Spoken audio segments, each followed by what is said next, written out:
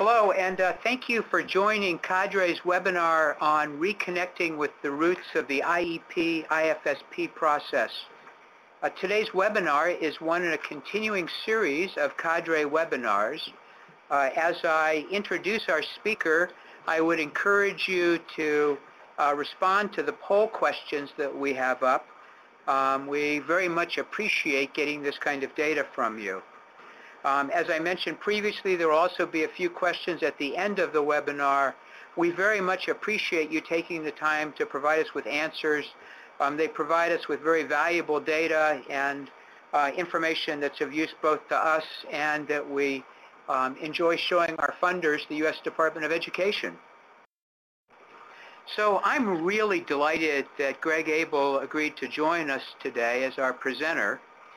Greg is the principal at Sound Options Group, LLC, a conflict engagement and leadership development firm that provides conflict intervention and professional development services to individuals and organizations. Currently, Sound Options Group serves as the administrative agent to the Office of Superintendent of Public Instruction and the Department of Early Learning in Washington State, where they provide conflict engagement services under IDEA. Sound Options Group consults nationally on the design and delivery of conflict engagement systems.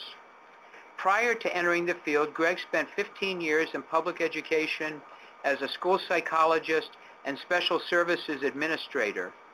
He serves as board president for the Washington Mediation Association and as a senior consultant for Cadre, and I have to say that over the years, Greg has been absolutely one of our go-to people and collaborators. We've always been quite taken and impressed by the extraordinary quality of his work. So with no further ado, I'm going to turn it over to you, Greg. Great. Thank you, Marshall. I appreciate the introduction. I appreciate all of you out there who have agreed to participate in this webinar and talk about this topic. I want to start just by giving you a context for where this content came from. A number of years ago, as many of you were probably doing the same thing in Washington, we were looking at implementing IEP meeting facilitation. Our group, Sound Options Group, we're a private company. We contract with our state to provide special ed mediation. We've done that since 1994. And of course, after I think the 97 reauthorization of IDEA and the suggestion that IEP meeting facilitation would be a great add-on to mediation as a resource, and we began having conversations in our state around how to go ahead forward and implementing that. Is that something we wanted to do? And I just want to share a couple of conversations during that time that really shaped the thinking about where this reconnecting with the roots came from.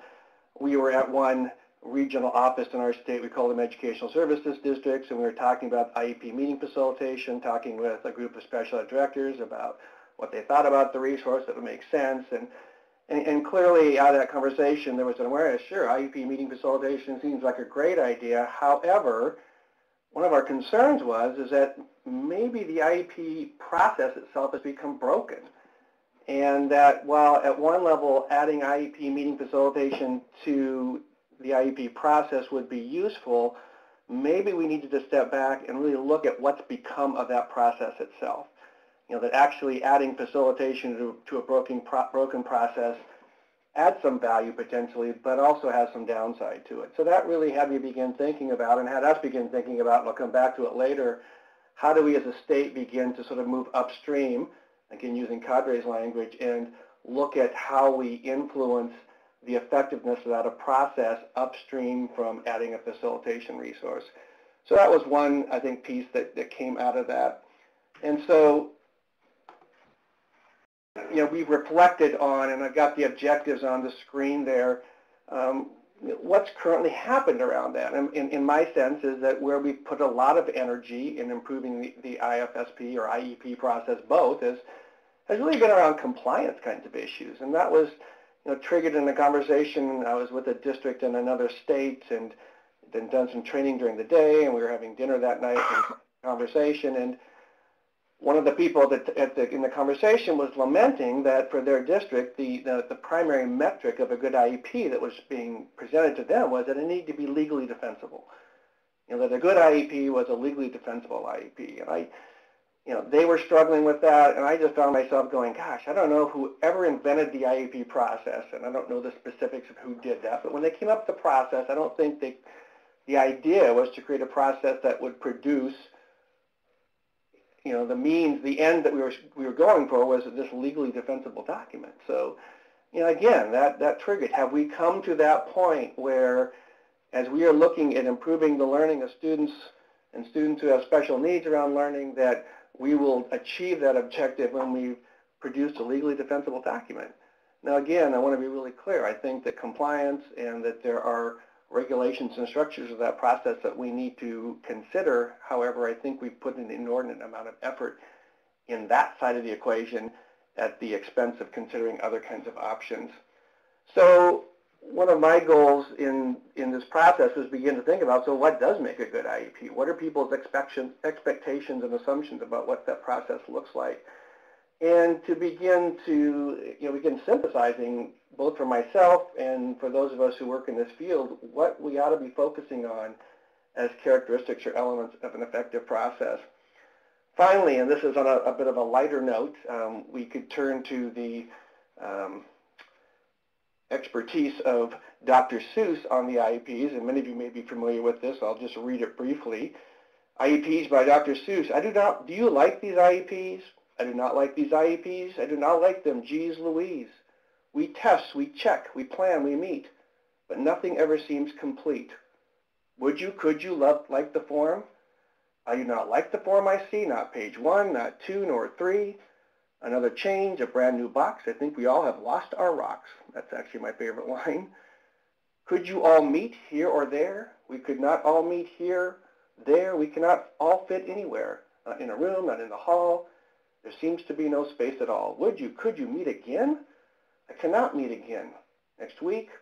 No lunch, no prep. Please hear me speak. No, not at dusk. No, not at dawn. At 4 p.m. I should be gone. Could you hear while all speak out? Would you write the words they spout? I could not hear. I would not write. This does not need to be a fight. Sign here, date there, mark this, check that. Beware the student's advocate. You do not like them, so you say, try again, and so you may. If you will let me be, I will try to understand the reason why. Say, I almost like these IEPs. I think I'll write 6003, and I will practice day and night until they say you got it right.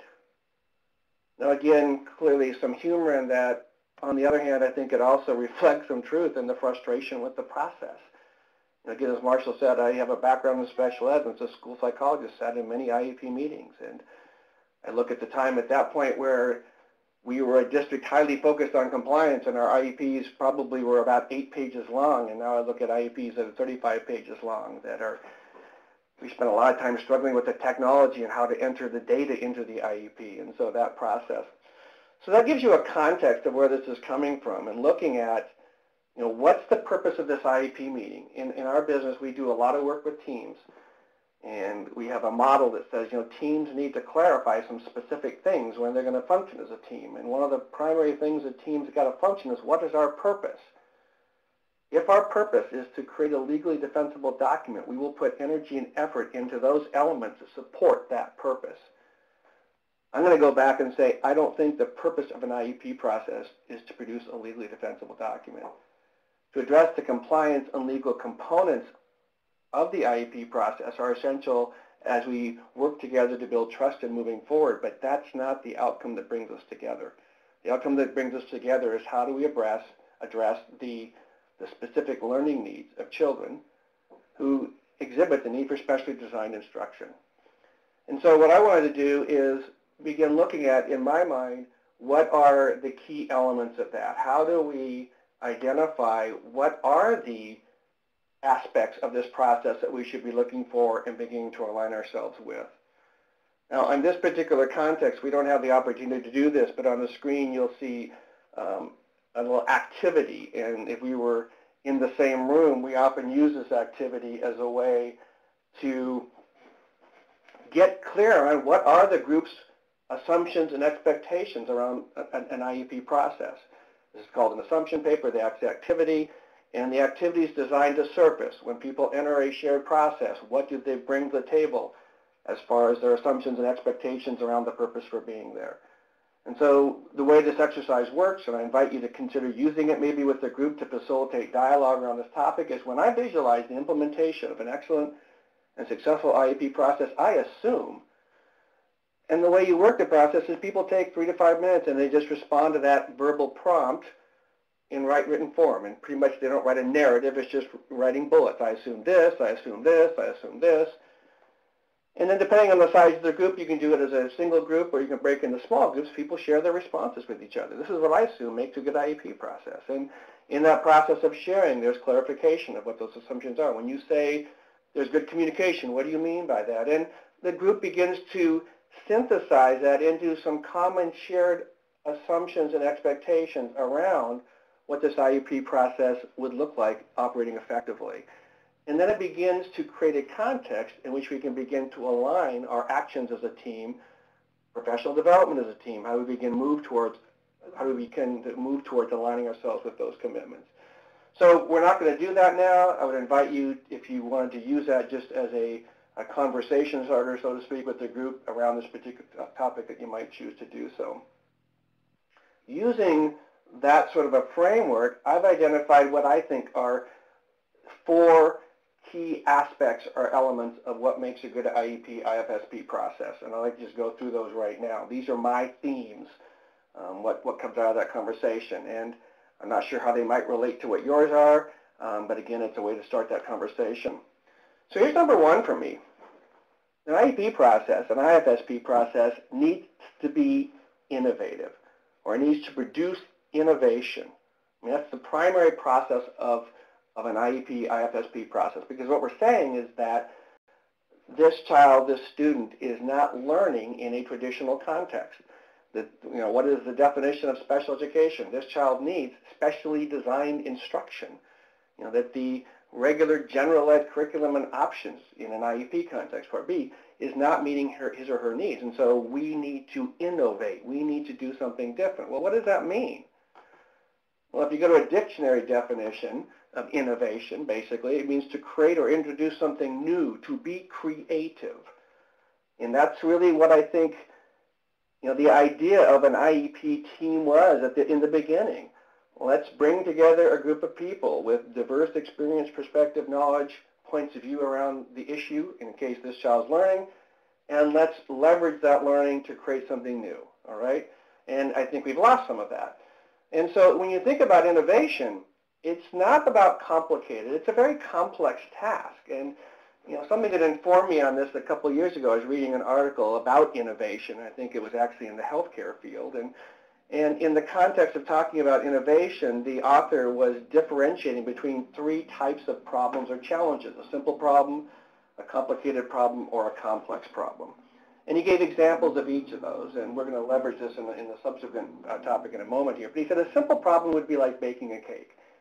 Now, I don't want to offend anybody who maybe is a great baker, but baking a cake is simple because, 1, someone else figured out how to do it, and 2, they wrote it down, and they put it in a book, called a cookbook. And if I want to bake a cake, I go to the shelf in the kitchen, pull a book out, follow the recipe. Or even more simply, I go to the pantry and pull out a box and bake a cake. And so what makes a cake a simple problem is that it has a recipe or formulaic solution. Simple problems are problems where we already know how to solve the problem. The problem has the challenge has a process, it has a procedure, it has a structure, it has a recipe, it has a formula. All we got to do is apply the formula and we'll solve the problem. Well, then the author goes on to say, what's a complicated problem?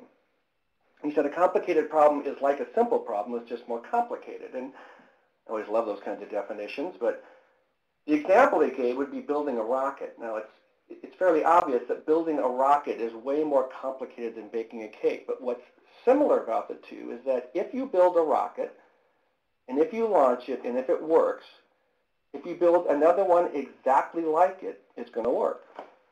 And actually, NASA did that. They had a Redstone rocket, and the Atlas rocket, and the Saturn rocket, and they had these different rockets. They built them and used them multiple times. So then the author goes on in this particular article to talk about, so what's a complex problem? So we've got a simple problem, baking a cake, complicated problem, a rocket. He said a complex problem is like raising children. Now when I read that, it really just clicked for me very clearly, because I have 2 children and they're both grown and adults now. And you know, what we learned as parents for our children is that what it took to raise our son, who was the older, for the most part was non-transferable to raising our daughter. That what it took to bring them to successful adulthood was very, very different. You know, I like to say, other than unconditional love, it was a whole new learning curve. Now, how does that apply to us? Special education, you know, the design of specially designed instruction is not a simple problem. It's not a complicated problem. It's a complex problem, because fundamentally we are saying we are addressing the needs of a child whose needs for learning, his learning needs, are very fundamentally different than other children. And so we have to innovate. We have to address the complexity of that to meet the needs of the child. And when I look at this particular model, I think that one of the things we've tried to do with special education and the IEP process is to take a complex challenge and make it a simple or complicated challenge. You know, we've tried to make it recipe and formulaic, and I think, you know, to some extent there are aspects of it that would meet those conditions. However, fundamentally, it's a complex challenge. So that's the first element for me, that, you know, the IEP process, we want to be looking at something that's creating innovative thinking, that's, you know, moving us outside the box of what we're currently doing, what's currently being tried, and opening up possibilities. Now, if we move on to the second element then, and again, these are connected, we have to realize that the work that an IEP team does is what we refer to as adaptive work. And we're going to compare adaptive work to what we call technical work. But that the fundamental work that an IEP team or IFSP team does is what we call adaptive work. In a book some of you may be familiar with, there's a book called Leadership Without Easy Answers by Ronald Heifetz. Heifetz teaches leadership at the Kennedy School of Government at Harvard. It's an excellent resource in the book, but he differentiates between 2 types of work that leaders facilitate and or that groups are engaged in: technical work and adaptive work. Technical work, he says, are where we're solving technical problems, where in some sense we already know how to solve the problem, we know how to respond to them. So if we apply that, you know, the previous model, technical work is basically addressing simple or complicated challenges. You know, they're technical in nature. If we solve them, we will in many ways solve them for all time, okay? So that's this idea of technical work. So the challenge becomes, how do we access the knowledge, the learning that's available and apply it to that situation? We contrast that with what he calls adaptive work. And adaptive work is where the problem we're trying to solve may or may not be clear-cut. And there are, in fact, no technical solutions or fixes available. So in other words, we're not even quite sure what the problem or the challenge is. And even if we kind of knew what it was, there's really no, quote, off-the-shelf solution. There's no like, okay, here is the best practice or the range of best practices for that particular challenge. So here's the piece that's essential when you understand the notion of adaptive work. Learning is required to both define and or understand the problem and implement the solution. Learning is required.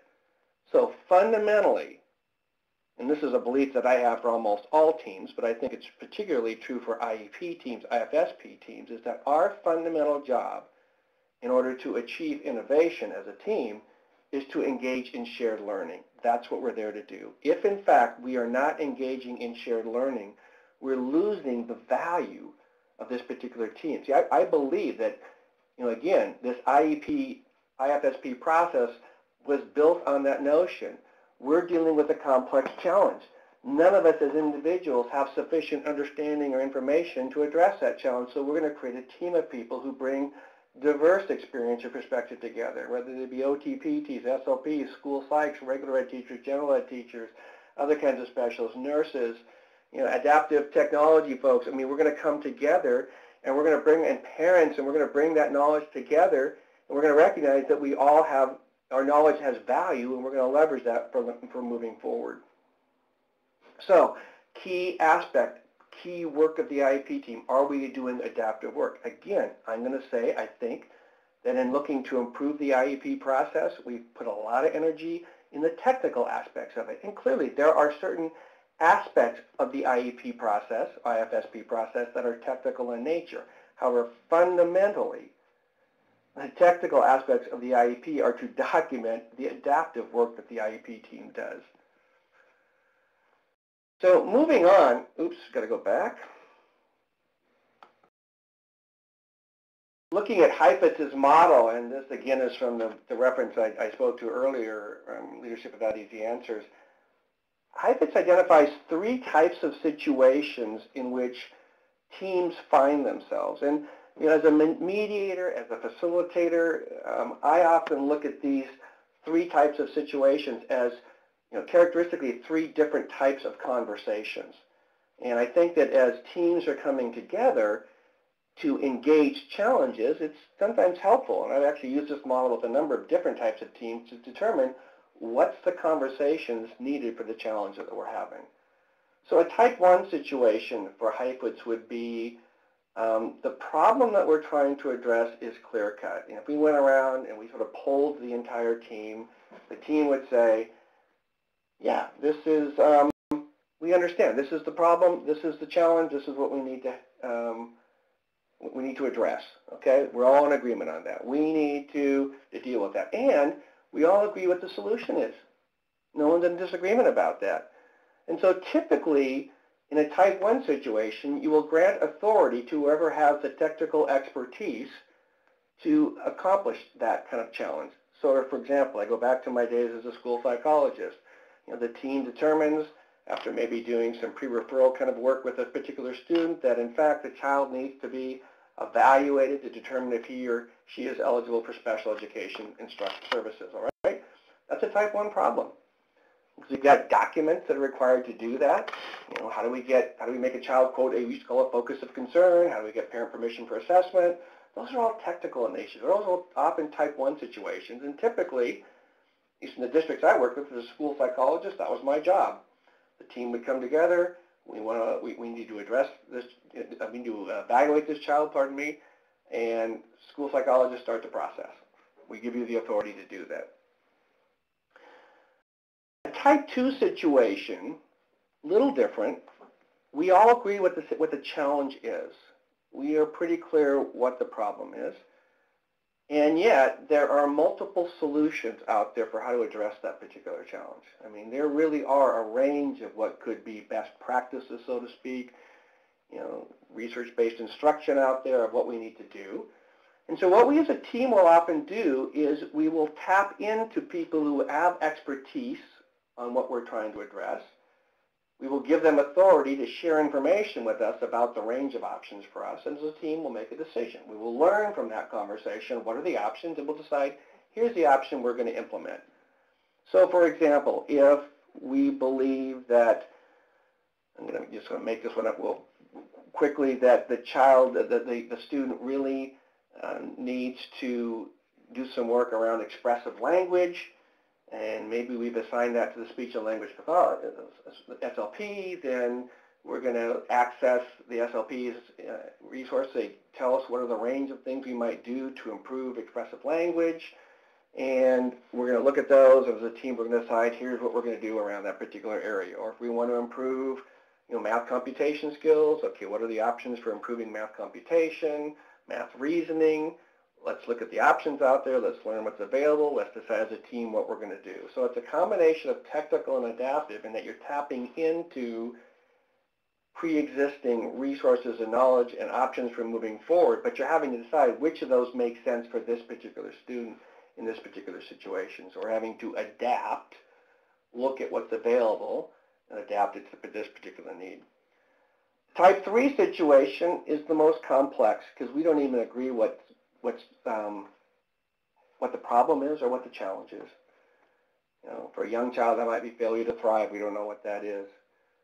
For an older child, it may be a behavioral issue, but we're not sure what the behavior is driving that. Is it medically related? Is it environmentally related? Is it social emotional issues? We got to figure that out. We don't agree on what it is. And so our first level of learning is, what's the challenge?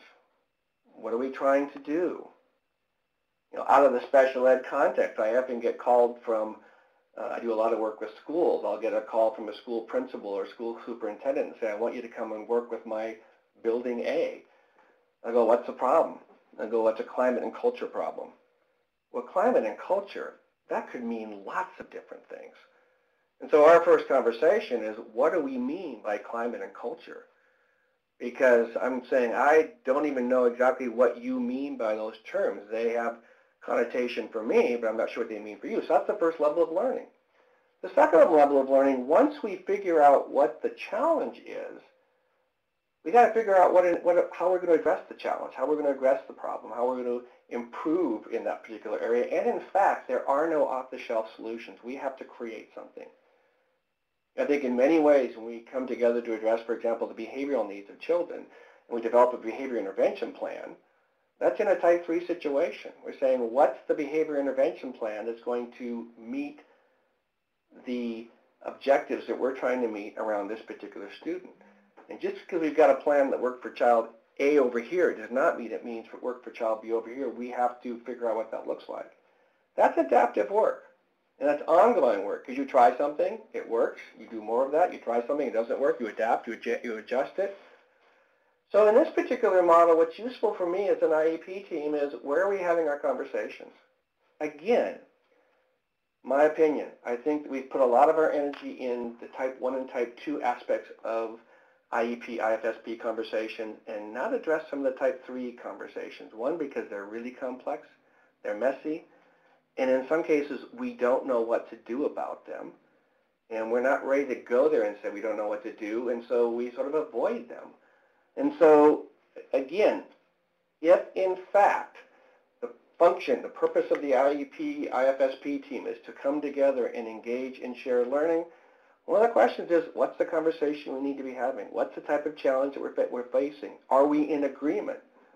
You know, one person on the team may think it's a type 2 situation, someone else may be thinking, I think it's a type 3 situation. And if we haven't clarified some of those aspects, we will often be disconnecting around some of our conversations. So at this point, we've addressed two aspects from my perspective about the key elements of an IEP IFSP process. One, it's got to be innovative. It's got to be innovative. And that's really what we're trying to do, that we are trying to do something new, something different. Individualized education, that's the key aspect here. Secondly, innovation requires adaptive work. Innovation requires that we come together and we leverage the diverse experience and perspective that we have. We value that diversity, we respect that diversity, and from that learning, we generate new ideas, ways of moving forward around improving the learning for this particular student. So with that, I'm going to move us on to my third element here. And again, this is harking back to what I said earlier. Adaptive work requires that we structure our conversations in such a way that they support adaptive work. We engage in learning conversations. That's really the piece here. And so the other place we want to look at how do we improve the process is how do we improve the quality of our conversations as a team. You know, really the conversations we have as a team are strongly correlated to the outcomes that we're going to achieve related to our purpose as a team. And so we want to look at how do we structure conversations that will support the learning that we need to engage in. Now, again, a book that if you sat in a class that I teach a number of classes on approaching difficult conversations and teaming and things like that, is that it's a book called Crucial Conversations. I'm sure many of you are familiar with it. Written about 2002. You know, the basic premise of the book is that when you were having difficulty achieving certain objectives or outcomes as a group, often the reason we're not achieving those outcomes is that we're not having the right conversation. Or if we are having a conversation, it's not going well. And so that becomes an issue. What is the nature of the conversations we're having as a team? And they identify the characteristics of what they call these crucial conversations, that you could say these conversations stand between where we are and where we're trying to get. And in many relationships, I can think of multiple relationships for myself where myself and the other person are trying to get is on the other side of a conversation that we need to have. Well, IEP teams, where we're trying to get around improving student learning, this is true for education in general, but clearly on an IEP IFSP team, is that where we're trying to get is on the other side of the conversations that we're going to have. And these are crucial conversations. And they identify the characteristics of what they call crucial conversations. These are conversations where there are differences of opinion. We have differences of opinion about what we believe will best serve the instructional needs of this particular student, okay? The issue we're talking about is an issue of significance. On an IEP team, we have issues of significance on the table. One, the child. That's a significant issue. In some cases, issues are around our competence, our expertise, our identity. These are conversations where there's often strong emotions. And in many cases, these are really hard conversations that people don't necessarily want to have. Just stepping back, in general, those of us who work in education tend to not like conflict too much, and we often avoid conflict by avoiding certain conversations.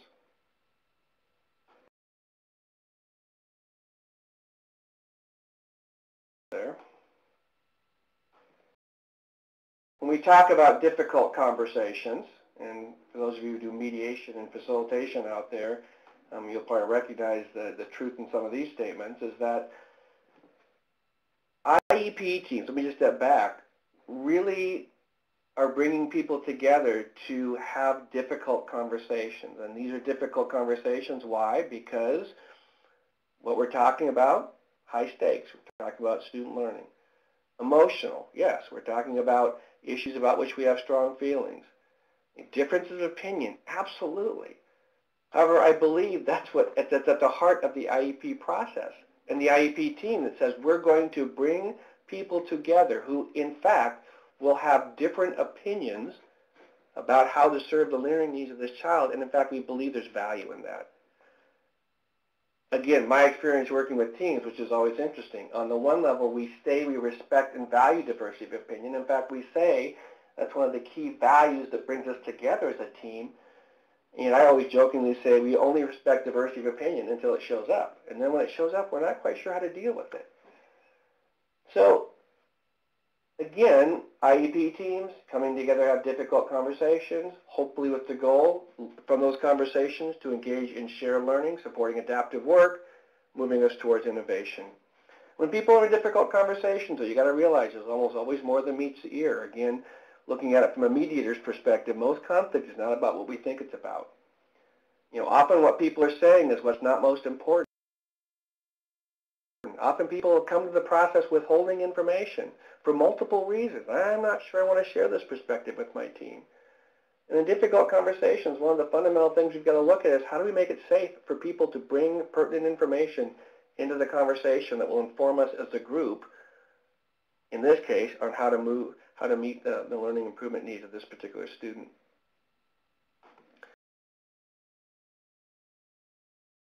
Now, a couple of things to talk about. I'm just going to put all of these up here real briefly. If I just give me a second here.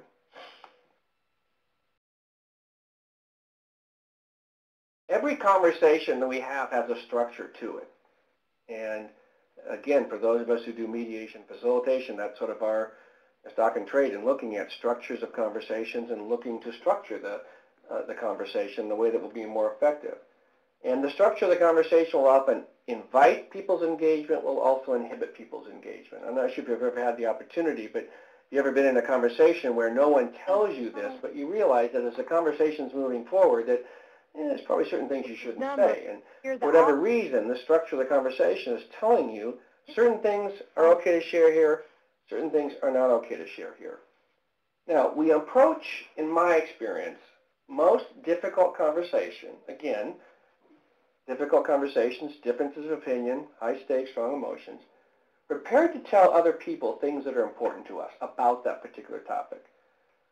Now, my experience is, and again, this is a generalized experience and based on the nature of the work that I do, is that if I sit down and talk to, and since Marshall's on the line here, I'll use Marshall as an example. I'm sharing a conversation with Marshall about an issue, and as I've listened to Marshall share his perspective on the issue, and if I'm listening to him, I realize, whoa, he's got a real different perspective than I do. He's really coming from a different point of view. I mean, he really sees this very differently than I do. And depending on the nature of the issue, what I will often do is I will drop into a very predictable paradigm. And the paradigm looks like this. Well, shoot, I know I'm right. It's obvious that Marshall and I couldn't both be right, so sorry, Marshall, but you must be wrong. One author refers to that as the universal human paradigm, that once I've determined that Marshall is wrong, my job is to fix him, to convince him that he's wrong, and typically I convince him he's wrong by convincing him that I'm, quote, right. My perspective. Greg, this whole thing seems to hinge on me being wrong. I wonder if maybe you could develop a different example. No, I'm going to go with that example, Marshall. It's just really working for me right now.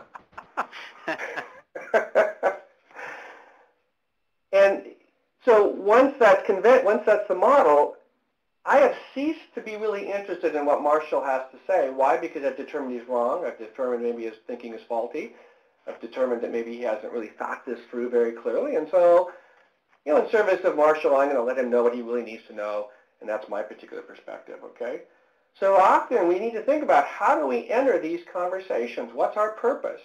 Now, there's a couple models out there in the literature that I want to share that I think increase our understanding about this particular process. In the book, Difficult Conversations, I referenced it earlier. It's by Stone, Patton, and Heen. It comes out of the Harvard Negotiations Project. They say that when you engage a difficult conversation, that you're going to engage it from one of two stances. And the first stance they refer to as a telling stance. Now, how do you know someone's in a telling stance? Well, one, they'll kind of let you know this way. Let me tell you what you need to understand about this situation. So when I'm approaching, Marshall in our conversation with this idea that I am right and he is wrong, typically I'm going to take a telling stance. Why? Because I've made a judgment. You're wrong, okay? And I'm coming often from, they use the term hubris. I got a little arrogance here. I'm going to say, Marshall, I know the truth here. I know that's right here, and I'm going to tell you where you're wrong. And so often people in a telling stance are coming across with a sense of judgment, a sense of almost arrogance that, if you just knew as much as I knew about this topic, if you had my experience, my knowledge, my education, my perspective, whatever. We often come with a sense of pretense, a lot of assumptions being made about what other people are saying, what they're thinking before we fully explore it. And I want to stop right here and say there's nothing wrong fundamentally with telling people what you think in a difficult conversation. In fact, it's not just not wrong, it's essential that we tell each other what we think. So we're not talking about that. What we're saying is that what's problematic is this telling stance, which is actually an orientation, which basically says there's your perspective and there's my perspective, and since they're different, there's only room for one. And my job is to fix that problem by telling you that I'm right and to basically leave one perspective on the table. Now the shift that they would advocate, and I think, for me, I think this is one of our most critical learnings, both in life in general, but also particularly in the context of the IEP IFSP, is that we got to shift our stance in those conversations from a telling stance to a learning stance, which takes us back to what's my purpose for engaging on this team? Well, if my purpose in engaging on this team is to convince the rest of the team why I know more than they do and why my perspective is the right one, take a telling stance. If on the other hand, my purpose for engaging this team is to leverage my learning and knowledge with their learning and knowledge so as to create something new, i.e. innovative, then I got to take a learning stance, which has very different characteristics, which means I don't enter the conversation with judgment, I enter the conversation with curiosity. So I'll just use Marshall one more time, and then I'll back off of Marshall here a little bit, is that the thing, I'm really curious about why he thinks the way he thinks. I don't come in and say, that's crazy. I come in and think, that's kind of interesting. That's kind of curious. I don't understand that. Tell me more about that. I think that one of the key attributes and characteristics that we need to develop in general around our more complex problems and challenges, and specifically on IEP teams, we got to increase our capacity for shared curiosity about what people bring to the conversation, how that informs us, okay? With curiosity comes what we call, they say, a humble stance. And then it says, while I may know a whole lot, I may have credentials, I may have expertise, I may have lots of experience, what I fundamentally don't know is what you know. And it's humble to the extent that it says, while I don't know what you know, and I may not agree with what you know, if I knew what you knew, I would know more. It would add to my, we're going to use the term pool of understanding. We'll come back and revisit that in a moment. Okay, so there's this stance that says, I only know what I know, and there are people around the table who know and bring knowledge that I don't know. I want to understand that. It requires presence. Again, presence is really key to curiosity. I'm present to what the learning is possible here, what innovation is possible here. You know, and fundamentally, a learning stance invites us to step back and acknowledge what we say we believe. Again, we'll come back and refer to this also. We say we believe that we respect diversity of opinion. Again, once it shows up, though, so many teams don't engage in respectful behavior. In fact, the behavior becomes often sort of demonizing, dehumanizing kind of behavior. So the question becomes, I think, for me, a key element of the IEP team, IFSP process, innovation that's fueled by adaptive work, which is fueled by learning conversations. Are we learning? We are not engaging in adaptive work if, in fact, we're not open to new learning that comes from that particular context. Building on this particular model, looking at a second sort of paradigm for looking at this, comes from a book called Dialogue and the Art of Thinking Together by William Isaacs. And Isaacs takes a conversation, and I find this a particularly useful model as a facilitator, as a trainer, as a mediator, just for thinking about intervening in conversations and helping people become aware of the kinds of conversations they're having. But he takes a conversation and he creates, in essence, a flow chart. And on the flow chart, he identifies what he calls choice points. And he says that groups, teams, dyads, whatever, when they're having a conversation, they enter choice points in the conversation. And depending on what people choose to do at various choice points, it will determine the outcome of the particular conversation. So I'm not going to pick on Marshall anymore, but since the only other person I know out there is on the call is Noel, I'm going to pick on Noel for a moment. Noel and I are having a conversation. Conversation comes from, I believe, the Latin conversa, which means to take turns or turn together. But a conversation would be, Noel's talking, I'm talking, she's talking, I'm talking. And if we're having a conversation about a difficult or challenging issue, or an issue about which we have opinions, we engage in what Isaacs calls deliberation. And deliberation means to weigh out, that as I'm listening to the other person's perspective, I'm weighing it out as compared to my perspective. I'm looking at where does this stand against what I think? You know, how does it relate to what I'm thinking? Now, in that deliberation process, we enter the first choice point. And again, I think that for us to be effective in collaboration and working interdependently, one, we've got to increase our curiosity. Two, we have to increase our awareness of what we do at this first choice point. Again, that idea of self-awareness, emotional intelligence. But I just go on, says that we're going to make one of two choices at this point. One, we could choose to suspend judgment. Now, my conversation with Noel would look like, I don't think you really know what you're talking about. I'm not sure I agree with what you're saying. However, I'm going to suspend judgment. So suspending judgment does not mean you don't make a judgment. Suspending judgment recognizes that I'm making a judgment. I'm beginning to draw some conclusions here, maybe premature. I'm not going to go there. I'm going to suspend judgment and invite a conversation. The second choice that we make, if we don't choose to suspend judgment, is to defend ourselves. And defending ourselves would look like, I don't like what she's saying. I don't like how she's saying it. I think she's wrong. I need to defend myself from her. Now, my experience, and I think it's strongly culturally embedded, particularly in our culture, is that there's a default response that we make at that first choice point. We move to defend. I hear information that doesn't jive with my information, and I feel threatened by it. I hear your perspective, your opinion, and I feel threatened by it. And now, what is the definition of conflict? Perception of incompatible difference or threat. Okay? Resources, needs, or values, using one particular definition. But I moved to defend. And Deborah Tannen out of Georgetown University wrote a book in the mid-90s called The Argument Culture, where she basically says we, focusing primarily on the United States, have become an extreme argument culture. We take complex issues, we move to the extremes, and we argue the extremes. And since she wrote the book, it's just become a significant aspect of how we have become, I think, many ways dysfunctional as a society around really complex issues. So as a team, are we having conversations where we're able to suspend judgment, explore options, or do we quickly move to defend?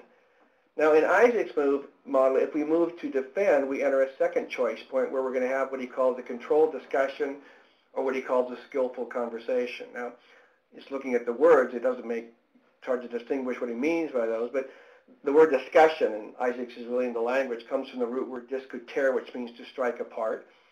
And a discussion is fundamentally a debate. In a debate, what's the outcome of a debate? Well, there is a prevailing side, a side that, quote, wins. There is a winner or a loser. At the end of the conversation, one side will have prevailed. And so, now in a formal debate, whether it's an academic context or a legal context, there are structures to that. But in what I call, and what often happens in teams, we're not having a structured debate. We're having an informal, what I call street brawl debate. And that's where the conversation really gets pretty unsafe. Because in these kinds of conversations, I may start by attacking the wall's ideas, but if that's not sufficient, I really need to win the argument, I'll often move to attacking her. I'll attack her competence or intelligence, those kinds of things. I'll move to that kind of a conversation. The second thing we can have a skillful conversation, which fundamentally, he uses the term dialectic, which is a philosophical structure of argumentation, but basically it's just a darn good argument, where you're advocating your point of view, and you're really kind of picking apart the other person's point of view. And I have a friend, he's a retired litigator. He loves that kind of conversation. He said, I just love to argue, and just for the argument's sake. And the point for me, I'm not going to go into detail about this, is that we often are not expanding our thinking in that kind of an argument. We're just pretty much defending and advocating our predetermined point of view and perspective. And so here's the fundamental question for me is, what kind of conversation are we having as a team? Are we having conversations where we are feeling the need to defend ourselves from the rest of the team? And again, to the extent that we've focused much of our improvement in the IEP IFSP process on compliance issues, it feels to me that that's because the process has ceased to feel safe. It ceased to be a place where we can come together and engage in a safe conversation where, in fact, we will acknowledge and respect diversity of opinion so that we can learn from that and create something new. So again, we go back to that first choice point. If we chose not to move to defend, but we chose to suspend judgment, that invites a conversation using Isaac's language of reflective dialogue. Again, dialogue as compared to debate and dialectic is a conversation of shared learning. It's a conversation that says, let's take our diverse perspectives, let's get them on the table and engage in shared learning. I referenced earlier in the book Crucial Conversation, they have a great metaphor, I really like it, where they said whenever you engage another person in a difficult or crucial conversation, you bring to the conversation what they refer to as your, quote, personal pool of understanding, I think is a term they use. Now, what's in my personal pool of understanding? Well, it's everything from my life experience that's informing me about the topic on the table, so to speak. And what's in your pool of understanding? Well, it's everything that's informing you. It's everything from our culture, our background, our gender, our experience, our education, our X number of years living on the planet. Well, here's the important thing. It doesn't matter who you're having the conversation with. When you're engaged in a difficult, challenging conversation with someone else, you are always operating from different pools of understanding. Different pools of understanding. I mean, I joke, I've been married 35 years. My wife and I grew up in the same area, went to the same high school, know each other for almost 40 years, and yet we can come together around conversations And as similar as we are, as similar as our backgrounds are, we are often operating from very different pools of understanding. So here's the question. Is the conversation going to be a conversation where we say, well, gosh, we got to figure out whose pool is right here? Is it your pool or my pool? You know, is it the SLP's pool, the parent's pool? Is it the psychologist's pool, the general person's pool? Or is the purpose of the conversation to take those individual pools of understanding and merge them into a deeper shared pool of understanding? That's the fundamental function of dialogue. How do we create a deeper shared pool of understanding? Now we have to realize that when we create this deeper shared pool of understanding, it does not mean that we are all of a sudden in agreement on everything. Absolutely not. What it does mean is that at the end of the conversation, we will find things about which we agree, clearly. I mean, I've never had a conversation where there weren't some things about which we found some points of agreement. Two, depending on the issue and its complexity, we will find issues about which we remain uncertain. We don't know. And at the end of the conversation, we may get to the point where we're going, fundamentally, we will never agree on that. We are not, quote, going to resolve that difference. It is a fundamental difference out there. And so, but we're engaging in reflective dialogue so that out of that, out of that pool of understanding, we are generating new ideas. That's where innovation comes. Going back to my first point, innovation, generative dialogue, generating innovative new ideas comes from a conversation where we have taken our diverse pools of understanding, created a deeper shared pool of understanding out of which come new possibilities that we hadn't covered before. Greg, do you want to take a question now particular to this slide, or would you rather take them all at the end? Oh, whatever is fine. We're doing fine, so if you want to throw one in right now, it's great. So we had a question about how you think parents' emotions fit into this conversational structure. Well, that's another piece of it. I think parents' emotions are a significant part of the conversation, that in a process where we focus on the technical aspects of an IEP, we don't always look at the emotional side of it. I mean, if you look at, there's a model out of difficult conversations, which I'm not presenting here, where they're saying if you're having a difficult conversation with someone else, it's fundamentally three conversations occurring simultaneously. It's what they call the what happened conversation, which is sort of the substantive side of the conversation. It's the feelings conversation, the emotional side, and the identity conversation. And that often we need to determine, are we having the right conversation? And too often what they would say is that we leave the emotional conversation off the table, and we do so at our peril. Now, what I would respond to the questioner is this: it's not just the parent's emotions. There's a whole lot of emotion on the other sides of the table, if you want to use that.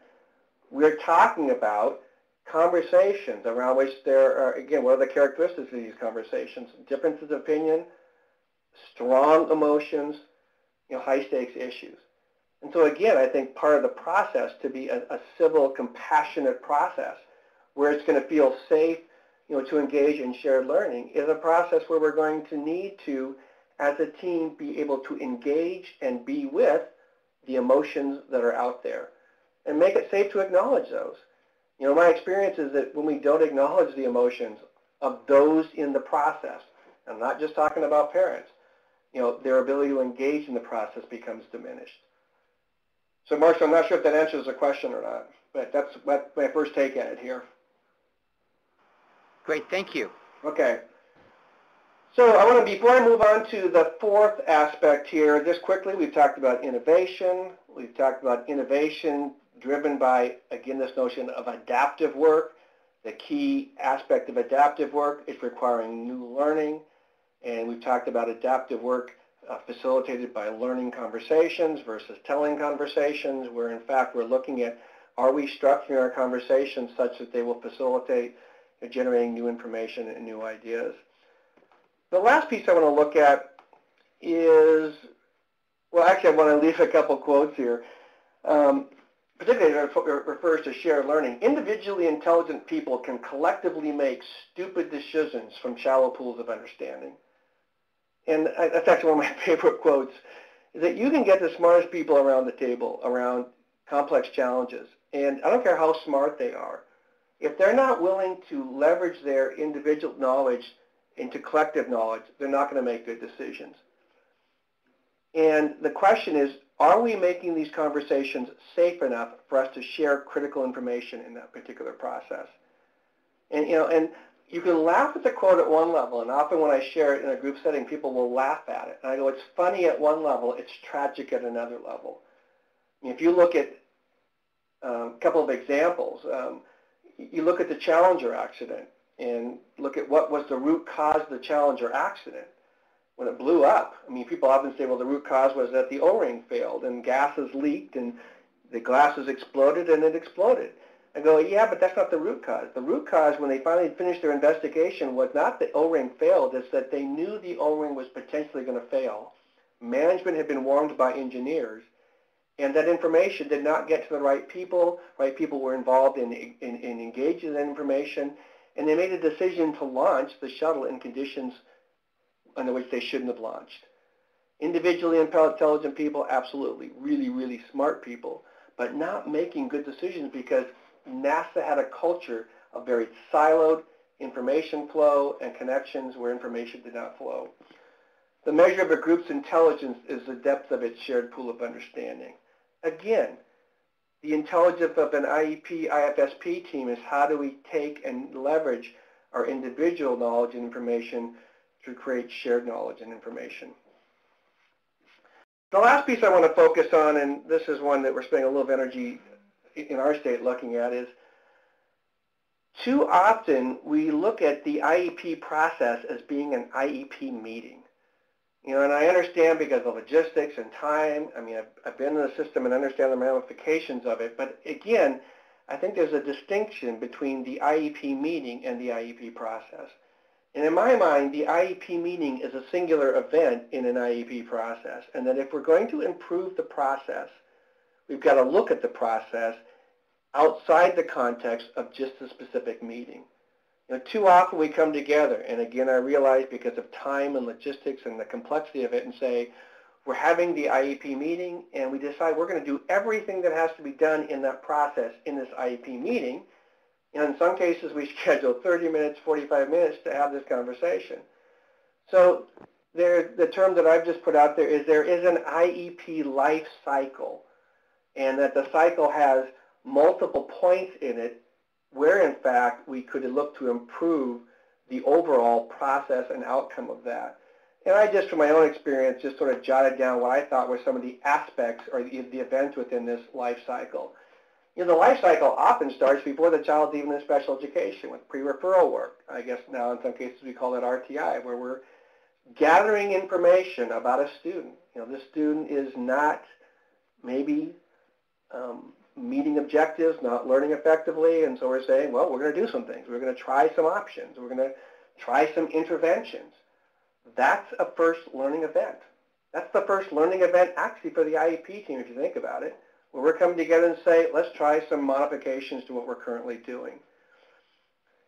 Now, if that's not successful, if that's not achieving results, then we'll often make the child a referral and say, let's do some more intensive evaluation and assess if, in fact, this child is eligible for specially designed instruction, eligible for FAPE, and so we do a referral, and we make a determination.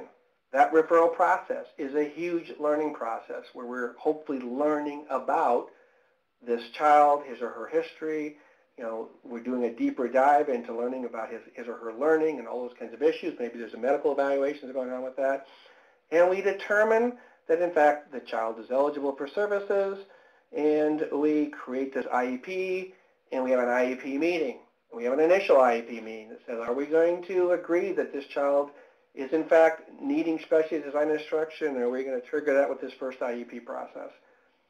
And we can say, yeah, we're done, right? Well, no, we're not done. We've just finished the first cycle of the IEP life cycle, because then we got to implement the IEP, and in the implementation of the IEP, we are engaging in what? A whole nother level of learning. Because basically the IEP says, we're going to try this for a year, and we're going to, with the idea that we believe that if we try this, this is going to be successful, and this is going to move the student along in improving his or her learning, we're going to implement it.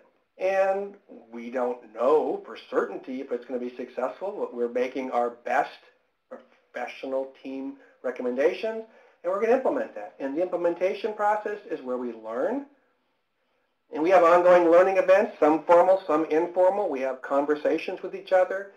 Special ed teachers have conversations with general ed teachers, and parents are providing us information, and the speech and language pathologist is providing us information. And then we need to sustain that particular process, and we have another meeting. In a year from this first IEP meeting, we're saying it's time for us to sit down and do what? Review our learning for the past year. And from that reviewed learning, saying, now, based on that learning, what does the next step look like? And we're going to come together. And that review of that learning ought to be a synthesis of a whole lot of conversations, of those learning events that have gone along. And in my mind, the IEP meeting itself is where we formalize what we've learned in a document of a plan of what we're going to do next year. It isn't where we engage in all the learning conversations. It's where we formalize and document what we've agreed based on what we've learned makes sense to move forward. So I think finally, as we look at the IEP process, again, coming back and visiting, is it an IEP process? Or are we focusing on all of our energy in a meeting, going back to what I said earlier, that's going to produce a legally defensible document that we can make sure the boxes are checked and the 35 pages are completed and it's compliant and moving forward. So I want to just end with a couple thoughts and then we'll open it up for questions. This is a quote that's actually been just a profound quote for me in the last couple of years. It comes from an article called Relationships Within the Schoolhouse by Roland Barthes that showed up in an article in Ed Leadership in 2006. He says, one incontrovertible finding emerges from my career spent working in and around schools. The nature of relationships among the adults within a school has a greater influence on the quality, on the character and quality of that school and on student accomplishment than anything else. Now, I use that a lot because I do a lot of work with school teams, but let's apply that to our context. The quality of learning of our children who are on IEPs and getting that services is strongly correlated to the quality of the conversations we as adults are having in designing that particular program. And he goes on to say that the quality of all student learning is strongly correlated to the quality of those conversations, and I happen to believe it's true just from my own experience.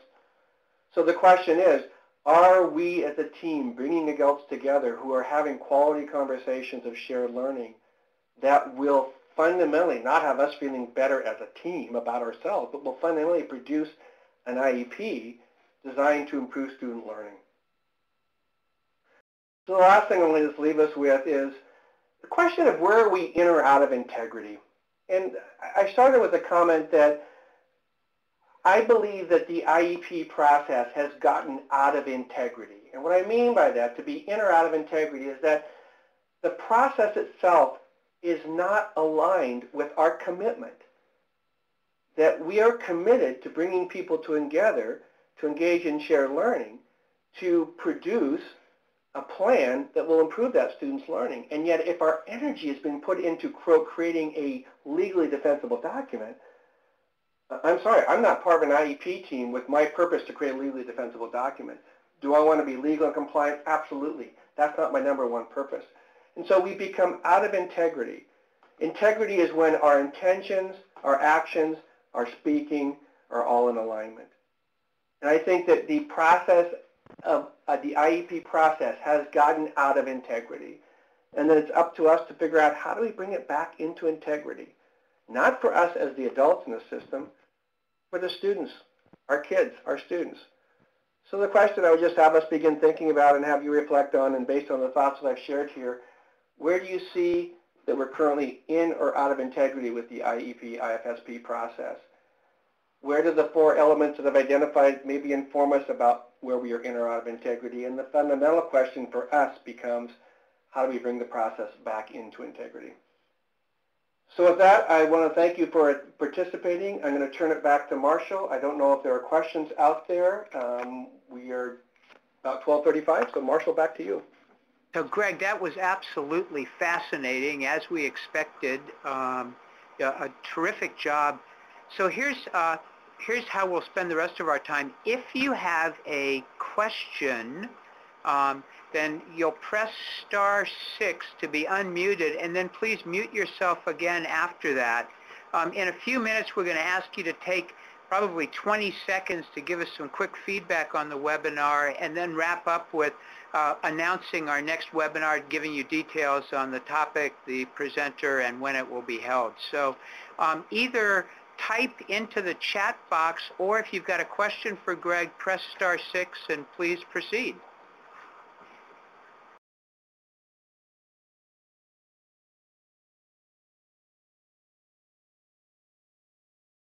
Anyone have a question for Greg?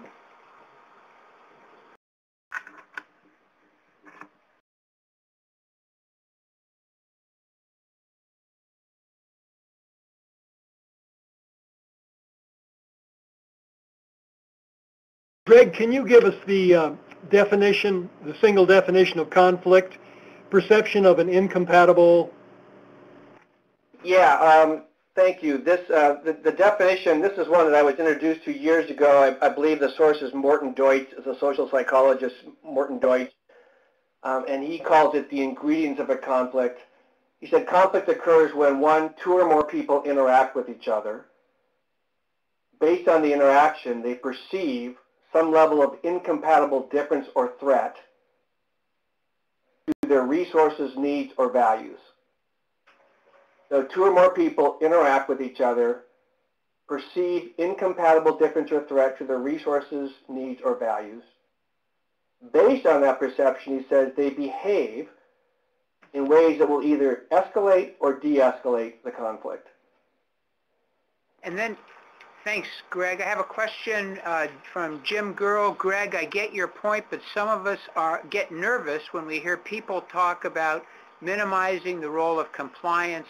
Compliance shouldn't be the goal, but I think that compliance is still an important part of the process, and it is there for a reason, right? Absolutely, Jim, and I appreciate your comment. And I want to be really clear, because I appreciate what you said there. I am not minimizing the importance of compliance. I think one of the primary aspects of compliance and the regulatory side of this is that it creates a context in which we can engage and begin to build trust around that particular process.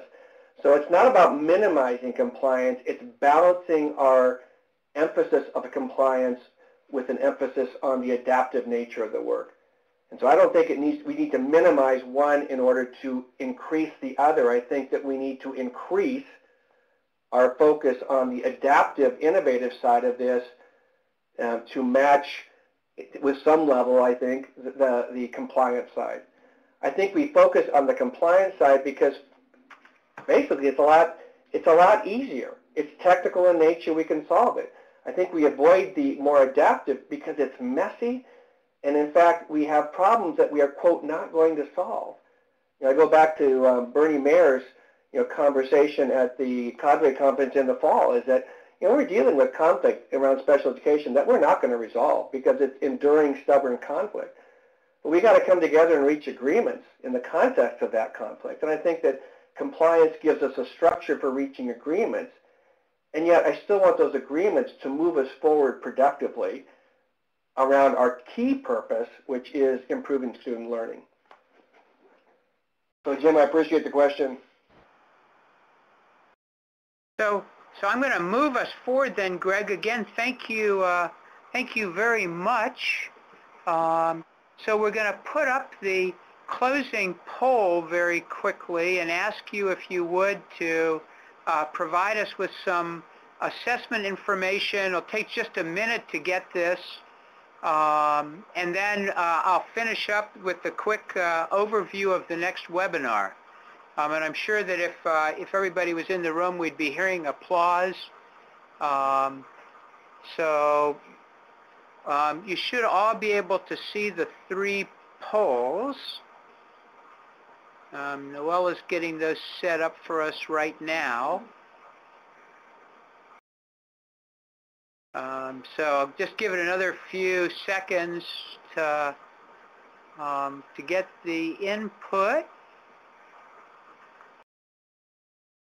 I think at our peak we had right around 220 to 225 people around the country who were tuned into this, and so I really appreciate the high level of interest that we had.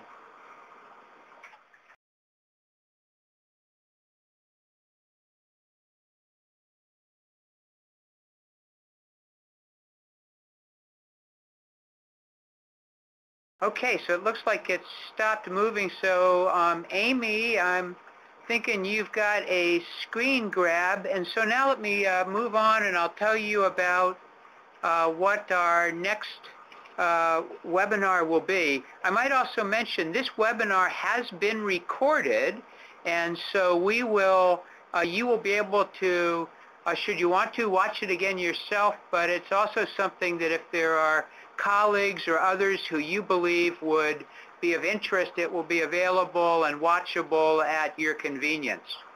So our next webinar is going to be on November the 14th, and that will be again at 11:30 Pacific. And it will run approximately an hour and 15 minutes. This webinar will be focusing on the many different types of apologies and the effect of timing, delivery, emotionality, and sincerity on apology. Our presenter, someone else who we just have enormously high regard for, is Nina Meyerding.